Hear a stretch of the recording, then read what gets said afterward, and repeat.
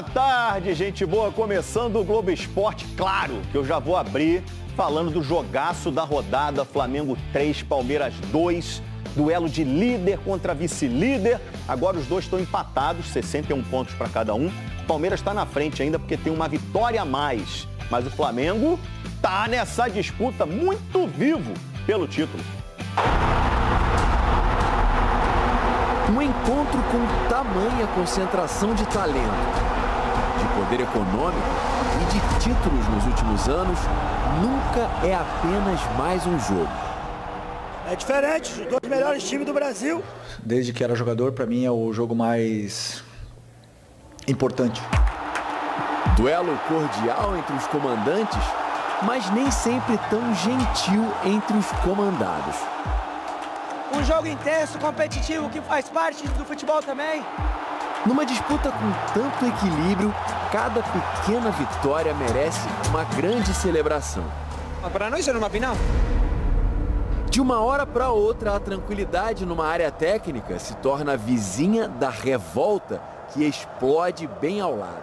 Era a reação de Abel Ferreira a um lance entre Jorginho e Gustavo Gomes dentro da área, que o árbitro Wilton Pereira Sampaio não considerou pênalti. Para mim, essa mão aqui é só uma mão de referência. Perfeito. Não impacta. Ok. O Wilton pode seguir. Os braços dele estão estendidos e não faz a flexão com impacto para empurrar. Considero o erro claro, porque na minha avaliação, a ação do Jorginho ela teve impacto. Mais um penalti que devia ter sido marcado, mas enfim. Convenhamos, se tem alguém que não pode reclamar de arbitragem é o Palmeiras. O Palmeiras teria mais com o que se preocupar, porque com apenas 3 jogadores, Rossi, Pedro e Arrascaeta, o Flamengo é capaz de rasgar uma das melhores defesas do país. Abre o placar do jogão do Maracanã! Um maestro cada vez mais à vontade no papel de goleador. Nunca Arrascaeta fez tantos gols numa temporada. Tem 20 agora. 15 deles no Brasileiro, dividindo a artilharia do campeonato com Caio Jorge do Cruzeiro. Vitor Roque não teve o mesmo espaço quando tentou invadir a defesa do Flamengo. Mas o resultado foi mais desagradável para o Léo Ortiz, que machucou o tornozelo direito quando o atacante do Palmeiras caiu por cima dele. E além da dor, teve na saída do campo uma enorme decepção. Vitor Roque! Gol! Porque Vitor Roque aproveitou que a defesa ainda estava com 1 a menos para empatar. Tá empatado o jogão no Maracanã! Não duraria muito essa igualdade, porque Bruno Fux fez pênalti no Pedro. Eles estão reclamando, Luiz, de uma falta antes da bola entrar no Pedro, do próprio Pedro no Fux. E o cuidadoso Pulgar protegia a bola enquanto a revolta palmeirense se instalava ao redor. Quando tudo se acalmou, restava a concentração do Jorginho. Não é um momento crítico, pelo contrário, é um privilégio. E após 4 passos, seguidos de um pequeno salto em distância, o Flamengo pulou de novo à frente do placar. Mas sabe como é a nação, exigente, quer sempre mais, porque sabe que o Flamengo tem de onde tirar. Ainda mais numa tarde em que o time não estava desperdiçando as chances que apareciam. Mais uma vez, numa parceria entre Arrascaeta e Pedro, que aproveitou da melhor maneira o espaço que se abriu diante dele. Absolutamente desequilibrante no jogo!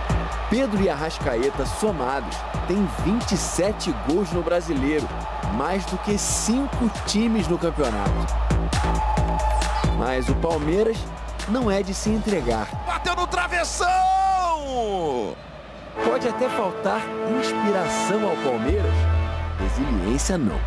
Já nos acréscimos, Gustavo Gomes mostrou isso ao Flamengo. Gol!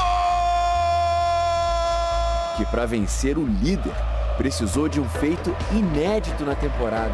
Pela primeira vez em 2025, o Palmeiras levou 3 gols num jogo. Agora são 8 jogos sem perder para o Palmeiras aqui no Maracanã. Uma década de invencibilidade. Só que na disputa pelo título, mais importante do que aumentar a escrita foi diminuir a distância para o líder. Palmeiras e Flamengo estão empatados com 61 pontos. Agora nos quedam mais 10 finais, acredito que são. Assim que temos que pensar passo a passo. Com a confiança de quem deu um passo enorme nessa longa caminhada. Grande jogo do Flamengo. Agora os próximos jogos de Flamengo e Palmeiras no Brasileirão. Flamengo, vamos lá. Pega a Fortaleza fora de casa, o Sport no Maracanã e o São Paulo fora. Já o Palmeiras pega Cruzeiro em casa, Juventude fora e ainda tem um clássico aí contra o Santos. São os 3 próximos jogos dos dois. Os dois ainda podem se enfrentar, bom lembrar, né? Na final da Libertadores, reeditando aquela decisão lá de 2021. Semifinais vão acontecer nessa semana. Quarta-feira, Flamengo e Racing ao vivo na Globo, depois da nova novela das 9. 3 Graças, que estreia hoje, inclusive, você não pode perder. E quinta-feira, o Palmeiras pega a LDU lá na altitude de Quito, jogo difícil pra caramba. O Flamengo ganhou no primeiro e agora no segundo turno. Edu, vamos começar pelo lance mais polêmico da partida. Um pênalti não marcado no Gustavo Gomes, do Jorginho. Isso rendeu reclamações, debates, conversa aqui, conversa ali. Tá aí o lance. Pênalti ou não? Renata, pênalti, né? Ele não visa em nenhum momento a bola, ele vai direto realmente nas costas do Gomes. Não teve a extensão do braço. Cara, não importa. Quem jogou bola sabe, quando você está no ar, qualquer toque que você tiver nas costas, você vai ser desequilibrado. Então, para mim, muito pênalti, claríssimo, início de jogo. O Palmeiras podia ganhar, poderia perder, não importa, teria que ter marcado. Não marcou, paciência. Agora, imagine se fosse para o Palmeiras isso, né? Tipo, o Flamengo e não marcado. Imagine a choradeira, porque o que eles fizeram na semana, 2 semanas para falar da arbitragem, e a arbitragem chegou pressionada. Então, na minha opinião, pênalti, claro, que não marcou para o Palmeiras. Cicinho, pênalti ou não? Eu achei sem querer. Não foi esse discurso do Palmeiras? É sua opinião, Cicinho. Não, na verdade... Olha o troco! Brincadeiras à parte, é óbvio. Assim, a gente lamenta um clássico lindo como esse, que o Brasil parou para assistir, o juiz não se posicionar num lance desse, né? E ter a interferência do árbitro. Então, um jogo tão bonito, você deveria analisar com mais cuidado, assim. Então, na minha opinião, muito, mas muito pênalti. Bom, daqui a pouquinho, o áudio, comunicação do VAR e do árbitro de campo, o Klein com o Wilton Pereira Sampaio. Ai, Ronaldão, e aí? Sendo bem sincero, pênalti ou não, na sua opinião? Na hora, eu daria amarelo por simulação. Eu daria simulação. Você? Na hora, eu vendo assim o lance e tal, eu fiquei na dúvida. Falei, porque sempre tem aquele contato, aquele empurrão, a mão para se proteger, aquela coisa toda. Mas depois que eu ouvi o VAR e as pessoas falando pênalti, porque o VAR fala que tem o contato, tem a mão nas costas, mas não tem o apoio. Mas por que não foi dada a penalidade? Então, é isso que eu não entendi. E mesmo depois que eu ouvi o VAR, eu tive a convicção de pênalti. Mas pênalti existe, viu, no futebol? Então, existe pênalti. Apesar que o cara muitas vezes escorrega e cai, derruba o cara, eles falam que não é pênalti, que não teve a intenção, mas derrubou o cara dentro da área e a bola tá rolando e ela é pênalti. A mesma coisa aí, ó. O pior ele foi deslocado no ar. O pior é o diretor do Flamengo falar que... Agora, eu não posso vir aqui no programa, Edu, e falar que não foi pênalti. Não, mas eu não posso vir aqui e falar que não foi pênalti. Ué, não, eu não posso. São Paulo, eu falei que foi pênalti. Eu não posso vir aqui, não, falei eu. Mas eu falei que foi pênalti. Você falou que não foi, não. Eu falei que foi pênalti, Você falou que não foi, não. Falou que foi sem querer. Pega aí, foi pênalti. Foi discussão dividida. O futebol brasileiro hoje, infelizmente, está com essa questão da lei da compensação. Então, como o Palmeiras, todos colocam como foi beneficiado, e foi mesmo, que foi pênalti claro contra o São Paulo, e aí tem essa lei da compensação. Mas uma coisa não tem nada a ver com a outra. Exatamente. Não deveria ter. Não justifica, mas não é isso que nós estamos acompanhando. O que não justifica também me chamar de clubista. Eu falei que foi pênalti, e aí? Agora fala que eu sou clubista? Mas olha só, teve pênalti marcado na partida pro Flamengo, do Fux no Pedro, não é? E agora a gente quer saber se na origem desse lance teve aquela falta no Vitor Roque e que poderia ter invalidado todo o resto da jogada, se já estava na fase de ataque, de verificação do VAR e essa falta não foi marcada. Ronaldão. Da forma que ele caiu aí, o Vitor Roque, eu diria.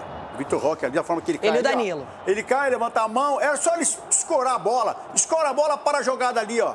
Mas se então, o cara eu poderia puxou, até falar, mas agora com o Fux, aí ele deu uma de Félix Torres, velho. Olha lá, pisa ainda no atacante.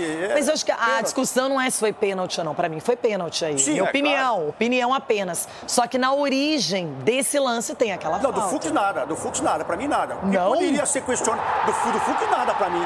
É contato. Da falta, você tá falando do da pênalti. falta nada. Não, eu tô falando agora pênalti do do Danilo e Flamengo. do Vitor Roque. É isso. Eu tô falando do Danilo e do Vitor Roque. Se ele para e segura ali, é falta. Mas ele quis se jogar, cair no chão, fazer cirula, o juiz falou, corre, filho. Não, peraí que eu tô confusa. Vocês entenderam o que ele disse ou não? Eu não daria falta aí. O pênalti aconteceu? O pênalti aconteceu, a falta no Fux não houve pra mim. Não aconteceu. Agora, poderia ter sido falta no Vitor Roque aí, ó. Se ele é malandro mesmo, escora, que nem o Pedro escorou, tal, segura a bola, o cara chega, é falta. Aí mas o Vitor Roque é bem mais baixo que o Danilo, mas aí, outra disputa. Aí ele quis pular e quis fazer firula, pra mim, segue o boi, valeu o gol pra mim. Pra mim, falta nos dois. Tanto no Vitor Roque como no Fux. Porque, e outra, ele caiu... Você não daria o pênalti? Não, pênalti sim, Renato. Tá. Tô falando que aí não teria o pênalti. Você entendeu? O pênalti é claríssimo pra mim. O Fux tinha que ter deixado a bola, porque já tinha outro na cobertura. Entendeu? Pra mim, ali ele faltou um pouquinho de malandragem e experiência. Agora... Teve falta, sim, no Vitor Roque aí nesse puxão e também teve falta pra mim no Fux antes aí, ó. Porque ele cai no chão, depois a bola já vem logo pro Pedro. Deus, Edu. Olha aí, ó, já vem pro Pedro. Edu, você foi zagueiro, capitão, dava ele pancada. Fez agora falar que uma trombada daquela com Mostra aqui a câmera aqui pra mim, aqui, ó. Olha aqui, ele fez isso aqui, ó, no peito. Se a gente puder correr o lance. Você tá barrando ele lá. de passar. E aí você empurra, Cicinho. No Vitor Roque, eu também daria falta. Revisando a chamada do VAR, eu daria falta no Vitor. Agora, esse negócio do Fux aí, eu não daria falta. Porque o Fux se colocou na frente do Pedro. E você empurra? Não, então é impacto. É impacto. E aí dentro da área, se você empurrar, também não é pênalti. Contato. Então, o zagueirão hoje tá tudo dodóizinho. Não só o zagueiro. Tá tudo dodóizinho. Não pode encostar neles que é falta. Todos jogadores de futebol hoje, então é isso. Eles caem e ficam lá... colocando a mão no rosto, colocando daqui a pouco tá levantando. Pra mim, a discussão é no lance do Danilo com o Vitor Roque. Sim. Na origem. É um lance muito distante, faz parte do começo da jogada de ataque. Depois a gente vai verificar isso com o Chico. Mas pra mim é o grande lance desse momento. Agora, pra mim ele se joga aí, ele procura esse contato, se joga. Olha lá, e o juiz cansa disso aí, ó. Que jogo, hein? Quanta coisa a gente tem para falar desse jogo, quantos destaques a gente tem. Por isso é que eu falei, podemos falar de arbitragem? Até podemos. Até porque toda rodada a gente pode. Mas antes de mais nada, a gente teve um jogo bem jogado. Talvez concordo com você. Para o que o Palmeiras vinha apresentando, um pouco... Primeiro tempo, principalmente abaixo. Abaixo, Mas para o que o Flamengo vinha apresentando, que jogão, hein? Primeiro tempo acima. Acima do que o Flamengo vinha jogando. Acima do que o Flamengo vinha jogando, com o potencial desenvolvido. Esse, assim, o primeiro lance polêmico. Depois, com o potencial desenvolvido dos seus jogadores, principalmente Pedro e Arrascaeta. Pedro fez uma partida espetacular. Ele fez tudo que um atacante precisa fazer. Ele explodiu o GPS. Explodiu. O GPS dele deu negativo e ele participou dos três gols. Uma velocidade estratosférica. Isso. Ele fez pivô e assistência. Ele sofreu um pênalti e ele fez um gol que ele roubou a bola. Então, ele fez tudo o que o centroavante precisa fazer e participou de 3 gols do Flamengo. O Arrascaeta, brilhante como sempre, o time do Flamengo desenvolvendo o seu potencial técnico, a qualidade do seu individual dos seus jogadores, bem colocado em campo, aproveitou um Palmeiras assim, um pouco perdido no primeiro tempo, principalmente. O goleiro do Palmeiras que estreou ontem. Opa, ia falar disso. Antes de fazer sua primeira defesa com a camisa do Palmeiras, já tinha tomado 3 gols. Então, assim, o Flamengo foi lá e resolveu. Já resolvi o problema aqui, vamos ver como é que o jogo se desenrola a partir desse problema que eu já coloquei para o Palmeiras. Então, foi um dos... O Flamengo deu várias goleadas no campeonato, tá? Esse foi o melhor jogo do Flamengo na competição. Jogo mais disputado? Porque era um adversário de altíssimo nível que ele não permitiu que jogasse. Isso que eu ia falar. Eu acho que é um termômetro mais fiel, né, do que o Flamengo Eu acho até que permitiu que jogou, mas o Palmeiras não foi efetivo. Não, no primeiro tempo, acho que o Palmeiras não teve... Eu acho que o Palmeiras teve até o primeiro gol, no primeiro e no segundo. Até o primeiro gol, o Palmeiras estava no jogo. Só que o primeiro gol foi com 9 minutos. Uhum. Palmeiras estava no jogo, eu diria até que era os primeiros 9 minutos, eu diria que o Palmeiras era até melhor. Empatou com 24. Eu não vejo assim. Eu vejo que, inclusive, se você pegar os números e a própria história do jogo, eu vejo muita semelhança na primeira derrota do Palmeiras no Allianz para essa derrota de ontem. Qual é a parte boa da mensagem, né? É que o Palmeiras foi de peito aberto, né?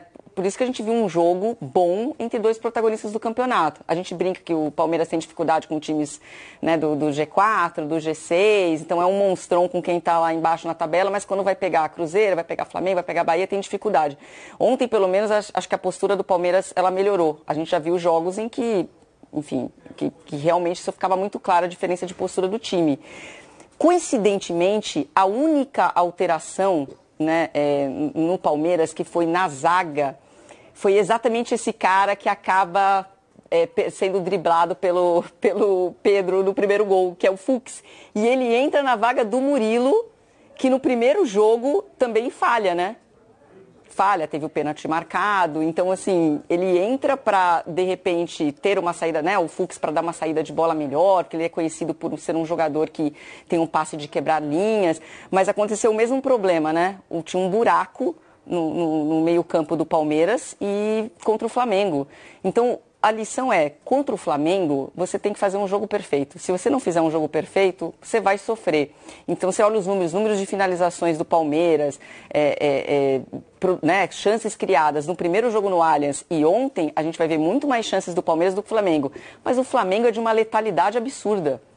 E o Palmeiras não. Mas, e ontem aconteceu a mesma coisa. Quais, assim, eu não vi o Rossi fazendo grandes defesas.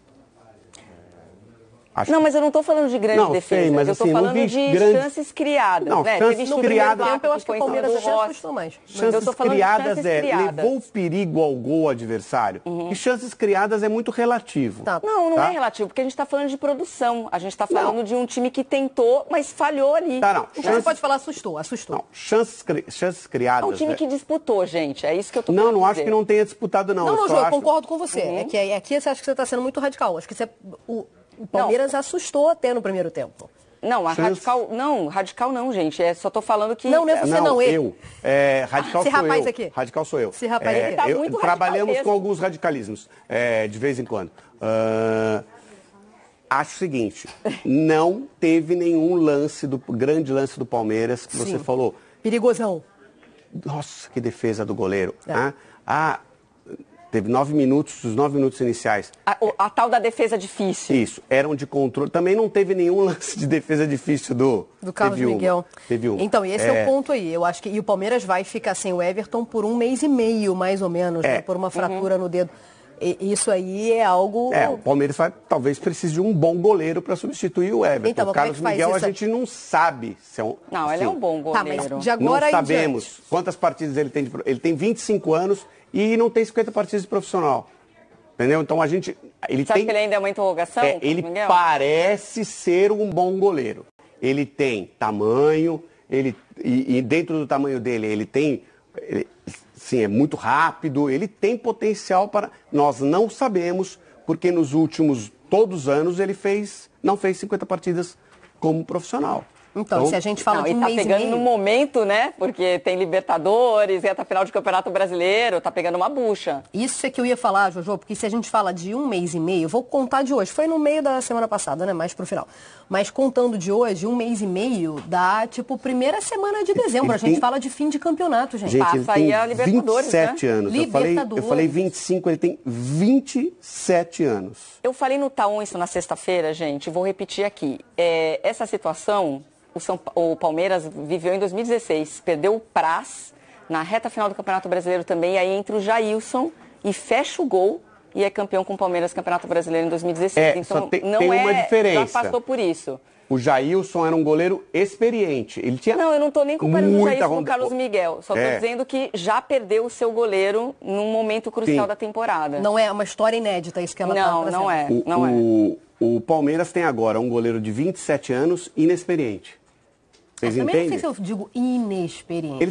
Ele não tem não tem 40 jogos. Não, porque assim, se você fala Felipe Longo é inexperiente... Ele é menos rodado. O Felipe Longo é inexperiente. Então não é o Não sei se eu falaria inexperiente, falaria menos rodado, pode ser? Menos rodado, boa, eu acho que aí vai. Experiência ele tem, ele já viu muitas partidas de futebol sentado no banco de reservas. Qual a posição dele, sentado? Ele tem uma boa experiência de assistir jogos em uma posição que eu nem diria que é privilegiada, porque ali do banco não dá para ver tão legal quanto na televisão. Mas assim, de jogo, ele tem pouco. Esse é um goleiro que parece ser muito bom, mas nós precisamos ver jogar para saber se é muito bom. A gente tinha uma impressão, quando ele fez, porque ele jogou, ele era do Internacional, nem jogou. Aí ele foi para o Corinthians, e aí ele ficou um bom tempo no banco, teve algumas oportunidades e parecia que era muito bom. Aí ele resolveu ser reserva de novo. Escolheu o caminho errado.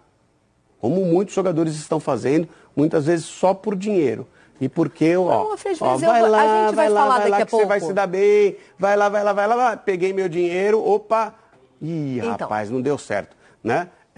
Quem está vendendo isso no ouvido dele sabe que não vai dar certo. Então, essa escolha, gente, aí a gente tem realmente uma escolha muito difícil. A gente vai falar dos dois dos melhores centroavantes que atuam no Brasil, né? Isso. Brasileiros. Jogaram ontem. Que estavam nesse jogo.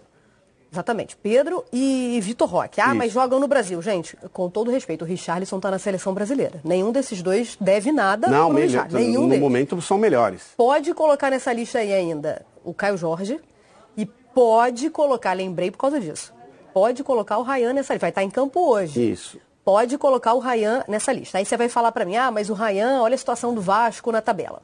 Beleza. Aí você bota o Ryan, sei lá, escolhe uma outra equipe aí do Campeonato Brasileiro para ele jogar. Vai ser reserva. Seria uma escolha inteligente? Não. Melhor jogar, melhor ser titular. Não. Então, ele não fez uma escolha inteligente, Carlos Miguel.